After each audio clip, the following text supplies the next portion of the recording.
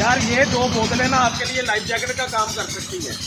आजकल सैलाब आ रहा है, जिस तरह आप कहते हैं ना कि डूबने को तिनके का सहारा है, इसलिए ये 2 बोतलें सिंपल ये देख लें। ये 2 बोतलें, ये आपने सिर्फ ये देखें, मैं तरीका बताने लगा हूँ। खुदा ना खासा किसी जगह फंस जाए, किसी के पास कोई कूलर हो काफ़ी या कोई भी चीज़ हो ना, ये बोतलें फेंक दे किसी तरह, या रस्सी हो तो वेल एंड गुड है, लेकिन ये बोतलों के ज़रिए बड़ी आसानी से आप फ्लोट कर सकते हैं। ये लाइफ जैकेट है, समझ लें, ये करके दिखाते हैं।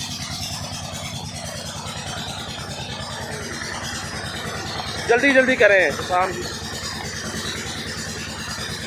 पानी में फ्लोट करना बहुत आसान हो जाएगा। आप चाहे मुझे लाइक ना दें, लेकिन ये स्वाब समझ के शेयर करें।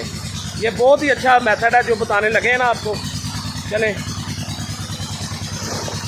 फ्लोटिंग करें, फ्लोटिंग।